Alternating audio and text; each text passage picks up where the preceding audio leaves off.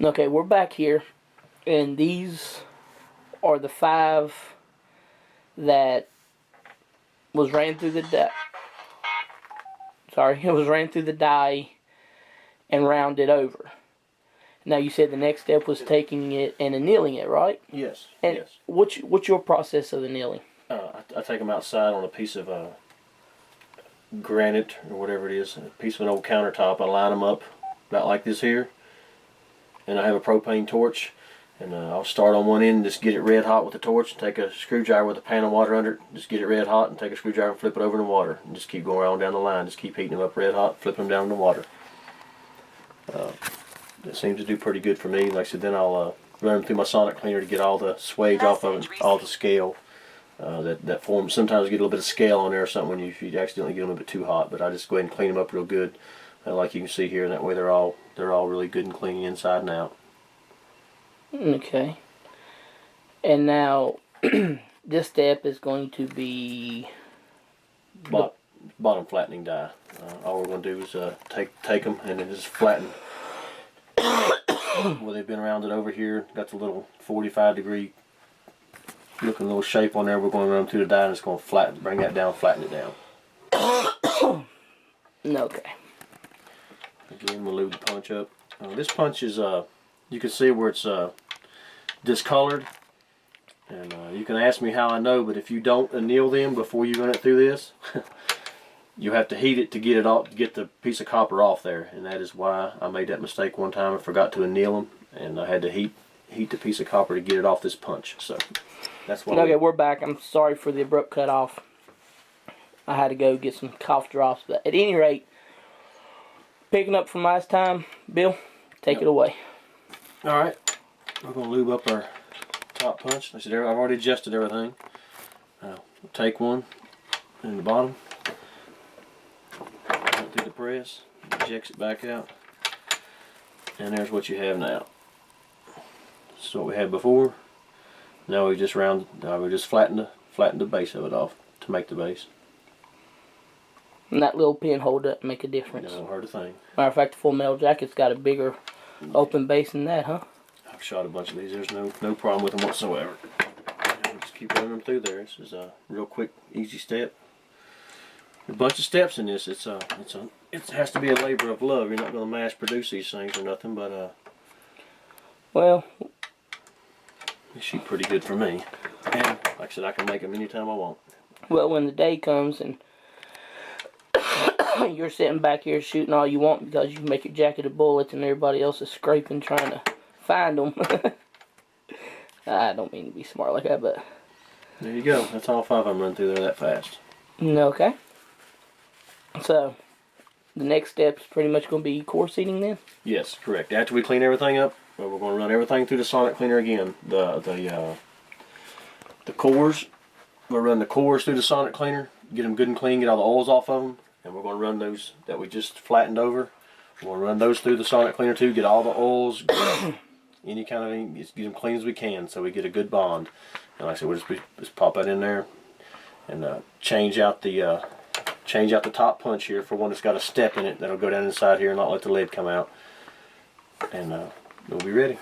So that's all we're doing is just switching out a top punch? Yes, sir. That's all we're going to swap out is top punch. Alright, well, let's go ahead and get that done then. Alright. We've taken all our jackets, like I said, and sonic cleaned them. Cleaned all of our cores real good. And we went ahead and inserted them. You can do this ahead of time with good clean hands or whatever, so you don't get no oil inside the jacket or on the cores. Do all of them beforehand. Set them out somewhere, make a little tray or something, put them in. But anyway, there they are. They're ready to go.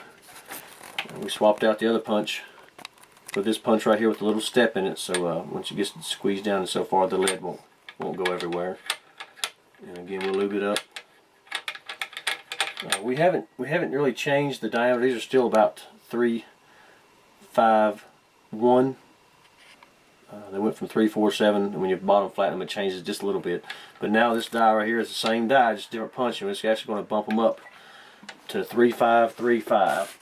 It doesn't take much pressure at all.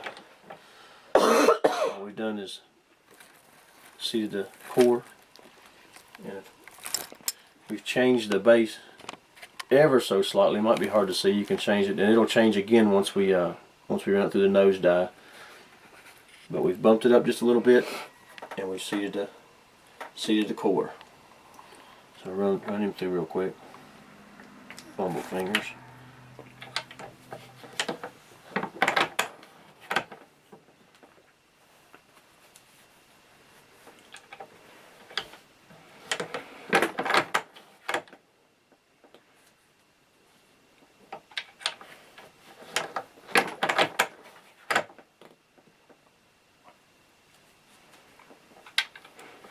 Now, some of the controversial subjects. I know some people are using pistol brass, and I see you're using copper tubing. A lot of people seems to be concerned, and I don't find that there's a big concern. I'm sure you don't either.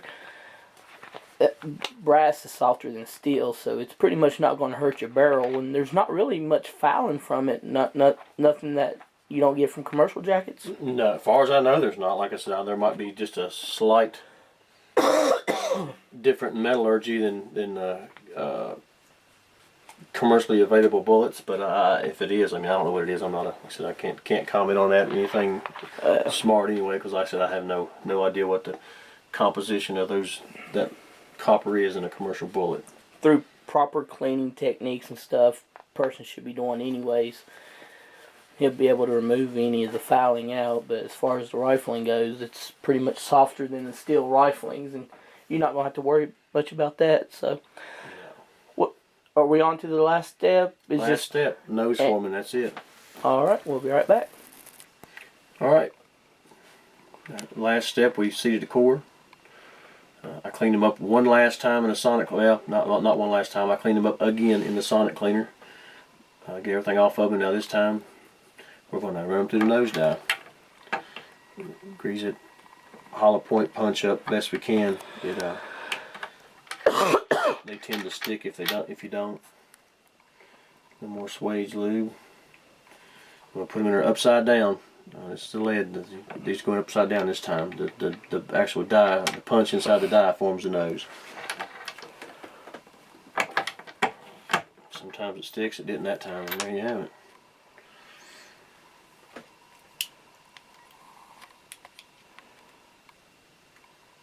.355.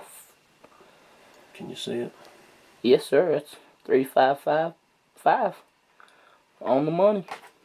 Something else that's probably hard to see. I know you probably can't, but we actually flattened the bottom just ever so slightly, a little bit more. Actually, the one on the left. The one on the left is the one that's actually we just formed. Right. Yeah, I can see that. It's excellent. And that's the core down. Yeah, the core, the open end of the jacket's facing down.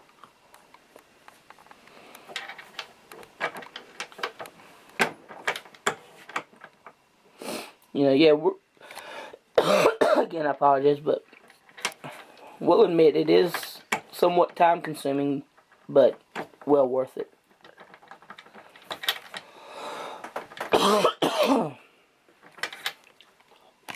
Alright, sorry about that. I forgot to lube my hollow point punch like I told myself to do a minute ago, and one stuck on me. But anyway, we're back and rolling again. You just have to have a dry finger to get it off there with. It's just all that grease on your fingers. That lube, you can't get a good grip on them. There you go. Come right back off. All right, we have one last thing to do, and that's wipe them off really good. Sonic clean them one last time, and then I'm going to run them through the tumbler, and it'll shine them up really nice.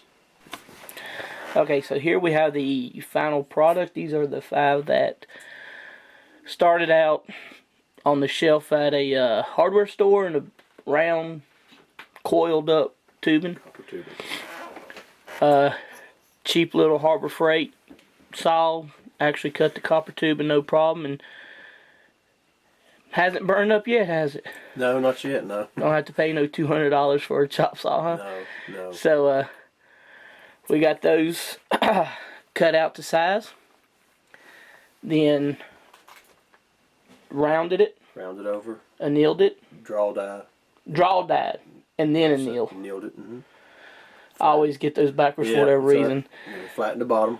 Flatten the bottom. Seated the core, formed the nose. And this is the end result. Now, Bill, I don't think you kind of expected this when I come over today and wanted to interview about these dies. I know a lot of people was asking about them. What do you say we load a few up and go shoot them? I'm all for it. I've been ready to shoot since you got here. Ah, so you've been anticipating it, huh? All right. Well, we won't make nobody wait anymore.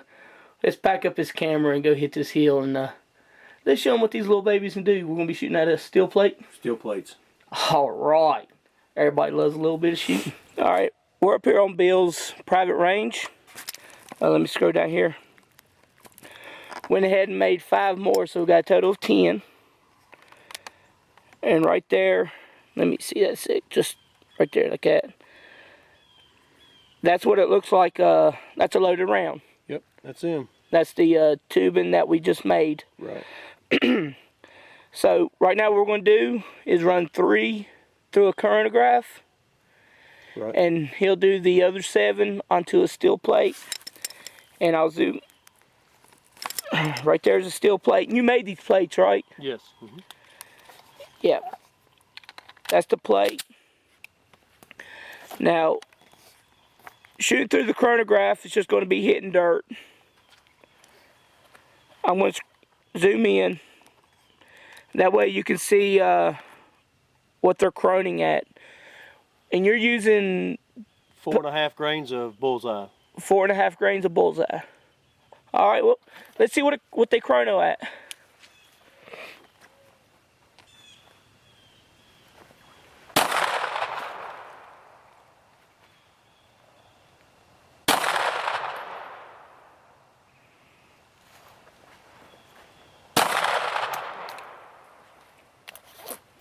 Not bad. That's right. The high is 1196. Low's 1173. Average is 1187. That's not bad. That's it's 20, 73, 83, 90. We have about 20, around 20 feet per second. You say around 20 feet per second? Variation in 3 shots. Hey, can't complain about that one bit. What do you say we get you to toss some at that steel plate? Sure. All right, let me zoom in on it. How many yards is this? About probably 20, 21, 22 maybe. All right, 7 rounds.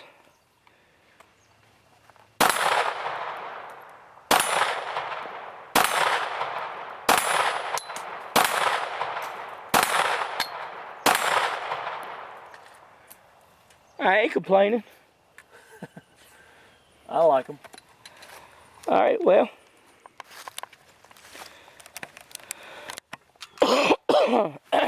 Bill?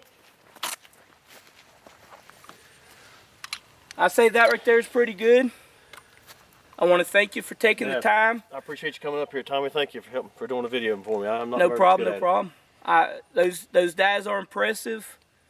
Your range is impressive. I think we're going to take some time out now and tear some of these steel plates up. Yeah, that's what I'm interested in.